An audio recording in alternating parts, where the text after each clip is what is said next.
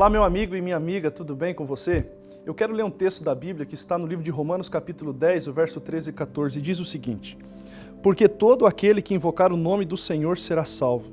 Como, porém, invocarão aquele em quem não creram? E como crerão naquele em quem nada ouviram? E como ouvirão se não há quem pregue? Aqui está implícito o chamado e a comissão de cada discípulo de Jesus de falar e ensinar as verdades do Evangelho a todo mundo. Todavia, para essa obra ser realizada com êxito, com sucesso, é necessário um preparo. Certa vez um membro perguntou ao seu pastor, dizendo o seguinte: Pastor, qual é o melhor momento para dar um estudo bíblico para uma pessoa? O pastor respondeu para ele: Ora, é agora mesmo. Contudo, o membro contestou ele dizendo: Mas isso é precipitação, pastor? Como posso sair e começar a dar um estudo bíblico sem a devida preparação? Então o pastor deu uma resposta bastante interessante. Ele disse o seguinte: se você não está pronto agora, você já está atrasado. Por isso eu quero lhe apresentar aqui 3 dicas de como estarmos preparados para essa missão especial de Deus. A primeira preparação que o instrutor bíblico faz é em sua vida espiritual. Obviamente, esse preparo ele não pode acontecer quando o próximo interessado em estudar a Bíblia com você surgir, mas deve ser também algo constante na sua vida. Isso significa que o instrutor bíblico precisa ter uma experiência pessoal com Jesus. Esse preparo inclui o estudo da Bíblia, uma vida intensa de oração por si mesmo e pelos interessados também, consagração e a disposição de obedecer ao Senhor em sua palavra. A segunda coisa que o instrutor bíblico precisa fazer é desenvolver o seu caráter. Isso significa ter uma vida irrepreensível. Naturalmente, não se exige que seja perfeito, porque isso seria impossível para todos nós, mas o instrutor bíblico deve ser uma pessoa correta, de caráter firme, digna, fiel, com princípios morais muito sólidos. Muitos problemas ocorrem por uma falha nesse processo, quando o interessado ouve o ensino bíblico do instrutor, mas ele não vê evidências disso na vida do instrutor.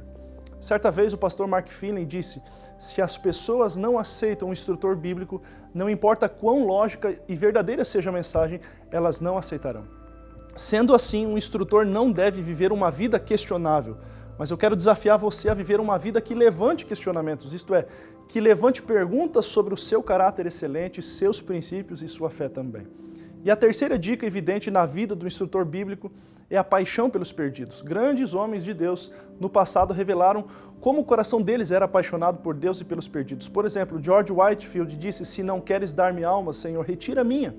John Knox outra vez disse: dá-me a Escócia ou eu morrerei. John Hyde suplicava também: ó Deus, dá-me almas ou eu morrerei. John Welsh, um outro pregador, nas noites frias, ele lutava em oração com o Senhor pelo seu povo, e quando a sua esposa implorava que ele explicasse a razão da sua ansiedade, ele respondia: eu tenho que dar conta de 3.000 almas e eu não sei como elas estão. Vale a pena a gente lembrar também o exemplo de Paulo, quando ele disse que ele se tornou tudo para com todos, com o fim de por todos os modos salvar alguns. E também de Jesus Cristo, quando ele afirmou: porque o Filho do Homem veio salvar o que estava perdido. Reunindo então todas essas 3 características, você perceberá que outros atributos também farão parte da sua experiência de modo espontâneo, como por exemplo, amor, fé, perseverança, comprometimento, humildade, cortesia, bondade, tato, um espírito amigável, pontualidade, asseio pessoal, entre outras características.